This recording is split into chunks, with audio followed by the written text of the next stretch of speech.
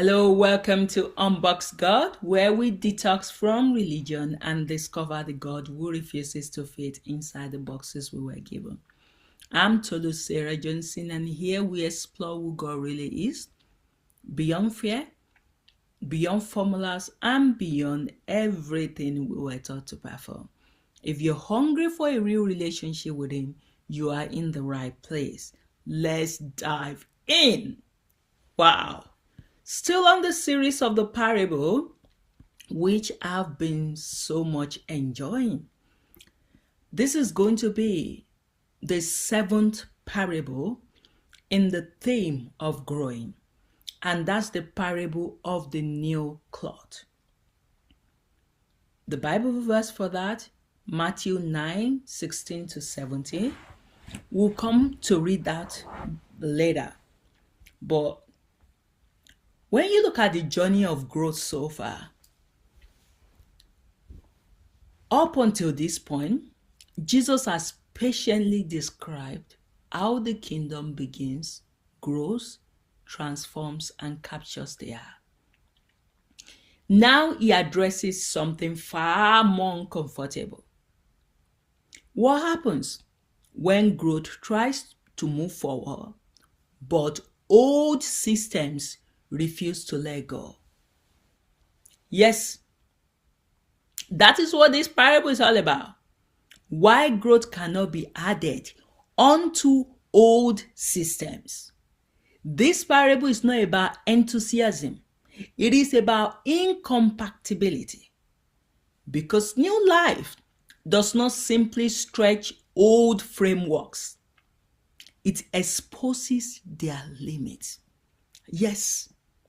And the Bible verse for this is Matthew chapter 9, verse 16-17.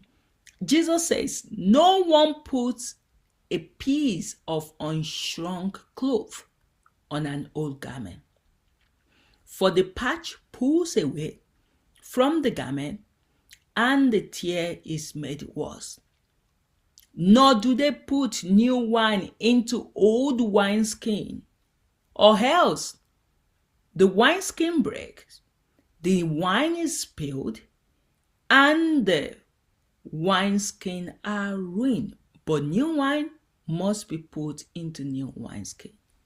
So, even though those two verses are joined together, they've been separated as two separate parables. So the focus of this will be the first part of the verse, which is, "No one puts a piece of unshrunk cloth on an old garment, for the patch pulls away from the garment, and the tear is made worse." So this is practical wisdom, but it carries deep spiritual weight. Growth is not an add-on.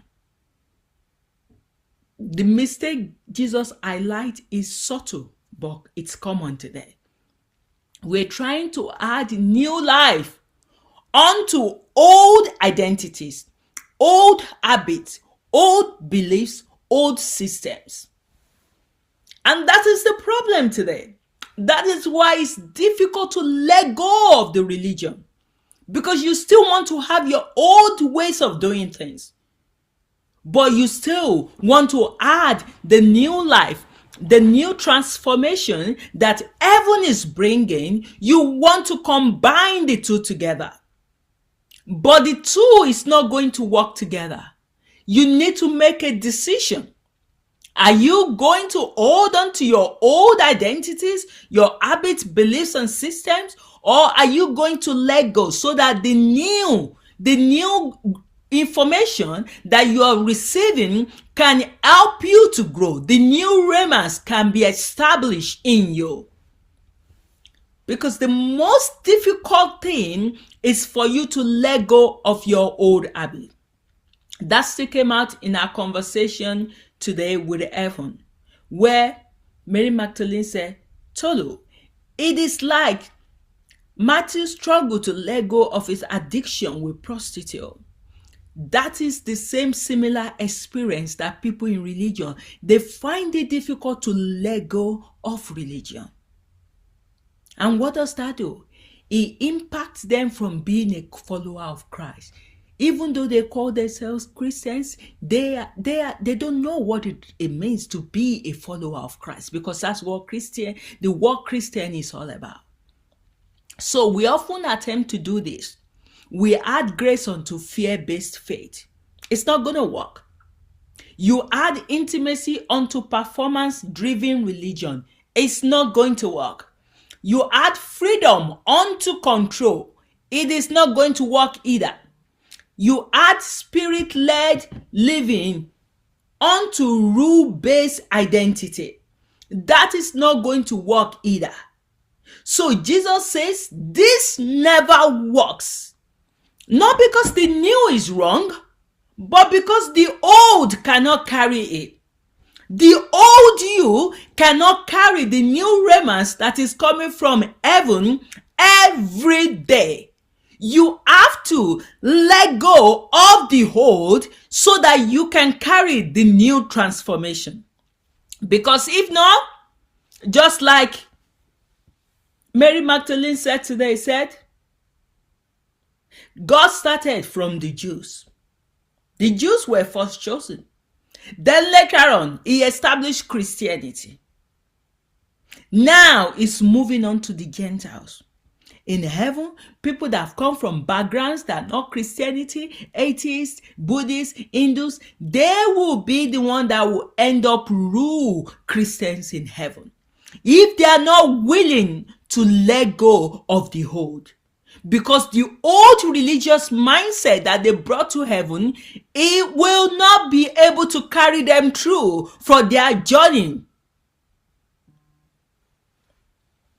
Because that journey requires the new. But the new cannot be established on top of the old. Why the tear becomes worse is the unstrung cloth represents something alive, flexible, and growing. The old garment represents something rigid, stretched thin, and already worn. And when you force the new onto the old, the new pulls away, the old resists, and the damage increases. This is why growth often feels disruptive. Not because God is destructive, but because old structures fracture under new life. Yes, and growth will feel disruptive. I've had to face the reality of growth. That I cannot do anything with this old religious mentality, ideas that is in me. And there's still things that are still being said that I find difficult to believe sometimes. Because it sounds unrealistic. But that's because I'm still imagining with my old mindset. So I need to make room for the new to be established in me. And the deeper issue is identity, not doctrine. This parable is not about beliefs, it's about identity. Old garments include who we think we are. Yes, how we believe God relates to us. How we divine faithfulness. What makes us feel safe or righteous. So these old garments are your old understanding of who you think you are. You don't know your identity. God is saying you are beloved. God is saying you are blessed. But the old understanding is limiting your growth, because you are not allowing the new seed that's been sown into your heart to grow. So, new life challenges this quietly and relentlessly. I've had to have a lot of wrestle between my old belief and the new messages that are coming from heaven. If Jesus has not prepared me for more than a decade, where he spoke to me through my husband and he said a lot of things that sound so unreal, it will be difficult for me to have been able to walk into this ministry that Papa has prepared for me, because my old would have been resisting the new. And you need to speak to yourself that how long are you going to allow religion to limit you, to limit the abundance of joy that you can experience in it, to limit your surrenderness, because you are holding on to yourself because you fear you will lose yourself when you surrender. But what happens if you don't surrender? You're going to lose yourself anyway. So why don't you surrender so that you can find yourself, so that you can discover who you are? Because you cannot discover yourself without the manufacturer. God is the manufacturer. He manufacturer, and the manufacturer knows his intention for what he has manufactured. So you can only flourish and grow in his presence. Grace cannot be passed unto shame. Yes, because all I've been hearing from heaven has been full of grace, full of love. But if I still believe, there's a part of me still saying, I'm not worthy. That part of me needs to be dismantled so that the grace of God can possess me. I was speaking to my husband recently in heaven, Ben, and I was saying, Ben, do you believe you are who God says you are? I said, yes. I have confidence. I know who I am. And when Ben was on earth, that's what Ben used to tell me. Do you know who I am? He was so sure of his identity. So, freedom cannot be layered onto fear. Both do not work together. And relationship cannot coexist with performance. Both do not work together as well. Eventually, one must give way. Yes, grace cannot be patched onto shame. Freedom cannot be layered onto fear. Relationship cannot coexist with performance, because that's the problem. People in heaven that are still held back by religion, by what they've been taught in Christianity, which has stopped them from being a follower of Christ. Because when you look at it today, what we do in church, it just teaches you how not to know how to build a relationship with God. So eventually one must give way. Are you going to allow the old to give way, or are you going to allow the new to give way because you still want to go back to your old self? And you are denying yourself of the abundance of joy that you can experience in God. So, let's look at this analogy. Imagine installing powerful new software on an outdated operating system. The program is good, the device is sincere, but the system crashes. Not because the update is faulty, but because the platform is incompatible. So God does not merely upgrade us. He recreates the container. Yes. So this parable appears after desire is awakened. Once the kingdom is seen as supremely valuable, something becomes clear. Old ways can no longer sustain new devotion. So the question is, have you seen the kingdom of God valuable? Do you find it valuable? Do you think that this is what you should sell or to possess? Then, when you are able to get to that stage, old ways will no longer be able to sustain new devotion.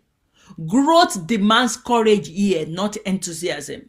Because letting go of old forms often feel like loss. Yes, letting go of the old forms. It will often feel like loss, even when it leads to life. And this boils down to what was discussed in our conversation with Evan today, is you need to allow yourself you need to let go. You need to surrender yourself to God so that you can discover yourself. And that is what this parable is also emphasizing. Before letting go of old forms often feels like loss, even when it leads to life. So, Jesus is not condemning the old garment. He's saying do not ask it to carry what it was never designed to hold.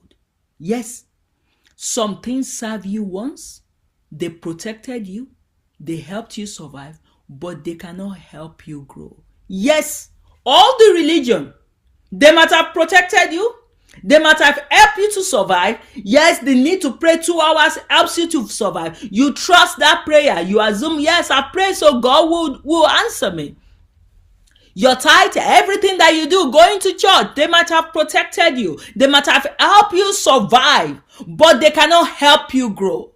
To grow, you now need to let go of those old. You need to open up your heart and allow heaven to minister to you. I am still on this journey as well. So it's not just only you that you are letting go of the old. I am letting go of the old as well. And sometimes it's so difficult to do that, but you need to trust God. So this principle does not end with earthly life. Whether you are on earth, whether you are in heaven, growth requires adaptability. It requires humility. It requires willingness to change. Clinging to old perceptions, old comparison, or old limitations restrict expansion. Growth always requires you to let go of the old. Yes. So, this parable invites one courageous question. Jesus is not asking you to abandon the truth. He's asking you to release containers that can no longer hold it. Because new life deserves space to breathe. So, are you going to release the container of religion? Are you going to release the container of shame? Are you going to release the container of performance? You know what container you are to release. Are you going to let go so that the new life which you are currently walking towards will have space to breathe within you? I hope you've been blessed by this parable. See you in the next one. God bless.